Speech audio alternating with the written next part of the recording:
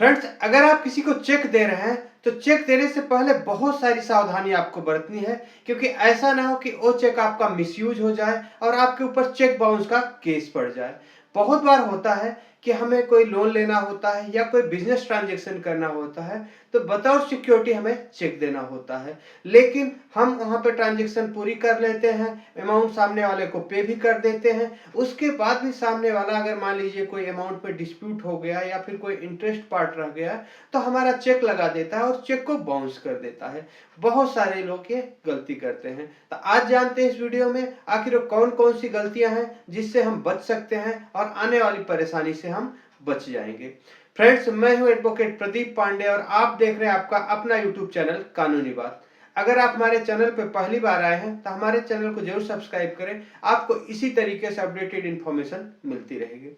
Friends, जब भी हम कोई लोन लेंगे या फिर कोई बिजनेस ट्रांजैक्शन करते हैं, कोई इंपोर्ट एक्सपोर्ट का काम करते हैं या हम कोई डीलरशिप का काम करते हैं, हमें कोई माल सप्लाई करता है, तो ऐसे सिचुएशन में हमें कुछ ब्लैंक चेक्स वहां पे सिक्योरिटी के तौर पे देने होते हैं। और जब हमारा वहां पे पेमेंट पे करने का समय होता है तो सामने वाली पार्टी उसको चेक को इनकैश करा लेती है।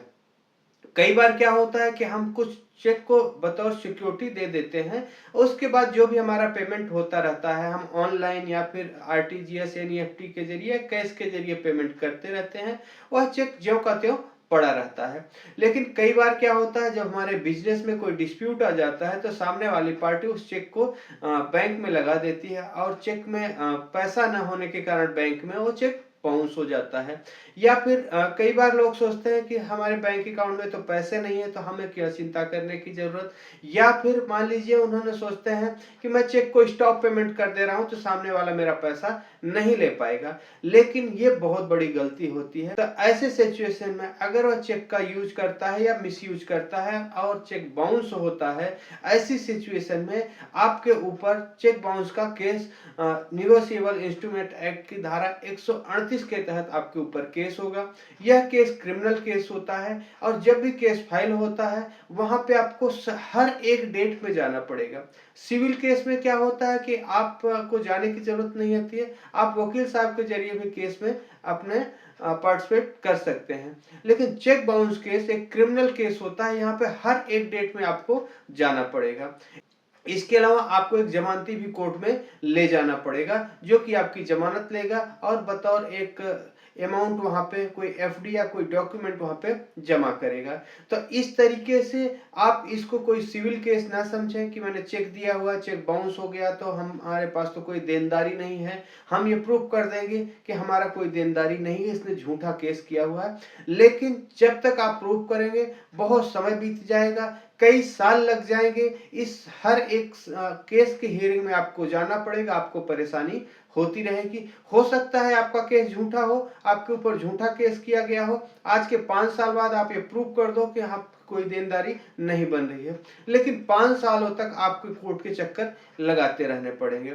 अब आज समझते हैं कि आखिर ऐसी सिचुएशन में हमें क्या करना चाहिए। जब भी आप किसी को चेक देते हैं, चेक को प्रॉपर फिल करके दें, उसमें प्रॉपर डेट डालें और प्रॉपर अमाउंट डालें। आप ऐसा नहीं कि कोई भी पोस्ट डेटेड चेक उठा के दे दें या ब्लैंक चेक साइन करके दे दें, ऐसा नहीं करना है। आपको जो चेक देना है प्रॉपर किसी न किसी अमाउंट का देना है और तय समय के हिसाब पे आपको अपने बैंक अकाउंट में पैसे रखना है और चेक के जरिए ही पेमेंट करनी है। ऐसा नहीं कि आपने चेक तो दे दिया और बोला कि मैं आपको पेमेंट किसी और मोड से कर दूंगा, बाद में आप मुझे चेक वापस कर देना, क्योंकि ऐसे सिचुएशन में लोग बाद में मुकर जाते हैं या सामने वाली कंपनी है, कंपनी मुकर जाती है और आपके ऊपर केस फाइल कर देती है। बहुत बार ऐसा होता है कि जो लोग ट्रांजैक्शन करते हैं, खासकर बिजनेस में जो लोग होते हैं, दूसरे स्टेट में दूसरे शहर में ट्रांजैक्शन करते हैं। मान लीजिए दिल्ली में है तो मुंबई में ट्रांजैक्शन कर रहे हैं, अहमदाबाद में कर रहे हैं, बेंगलोर में कर रहे हैं, तो ऐसी सिचुएशन में अगर चेक बाउंस का केस चलेगा तो दूसरे शहर में चेक बाउंस हुआ है तो वहां पे आपको जाना पड़ेगा। हर एक डेट में आपके लिए पॉसिबल नहीं होगा कि आप जाके वहां पे यहाँ पे अपीयर हो पाए। ऐसी सिचुएशन में आपको बार बार जाना पड़ेगा और आपके चेक अमाउंट से कहीं ज़्यादा आपको वहाँ पे पेमेंट करना पड़ जाएगा, ट्रैवल एक्सपेंसेस करना पड़ जाएगा। तो ऐसी सिचुएशन में आपको क्या ध्यान रखना है कि अगर आप किसी को चेक देते हो और आप उसकी पेमेंट कर चुके हो, तो आप उस चेक को स्टॉप पेमेंट कर दें और आप उनको एक नोटिस दे दें कि मेरे चेक आपके पास है, आप ये मेरे चेक मुझे वापस कर दें। अगर आपके चेक इसके बाद भी सामने वाली पार्टी वापस नहीं करती है, तो आप उसके लिए सिविल केस भी फाइल कर सकते हैं। वकील साहब के जरिए नोटिस दीजिए पहले कि मेरे चेक वापस करें। चेक वापस नहीं करता है तो ऐसी सिचुएशन में आप सिविल केस फाइल करें। अगर आपका चेक बाउंस हो जाता है, इसके बाद भी आपको एक नोटिस दिया जाएगा सामने वाली पार्टी की तरफ से।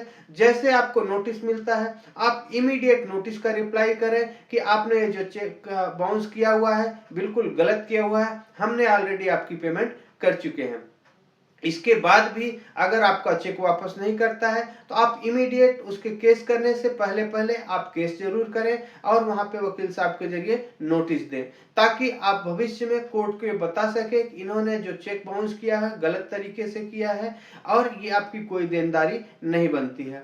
लेकिन अगर आप ये सोचते हैं कि मेरी कोई देनदारी नहीं बनती है, मैं कोर्ट में जाके प्रूव कर दूंगा, तो ये प्रूव करने में आपको बहुत साल लग जाएंगे। तब तक कोर्ट के बहुत सारे एक्सपेंसेस लग जाएंगे, आने जाने के ट्रैवल एक्सपेंसेस लग जाएंगे और हो सकता है कि चेक अमाउंट से ज्यादा आपको लीगल एक्सपेंसेस पड़ जाए।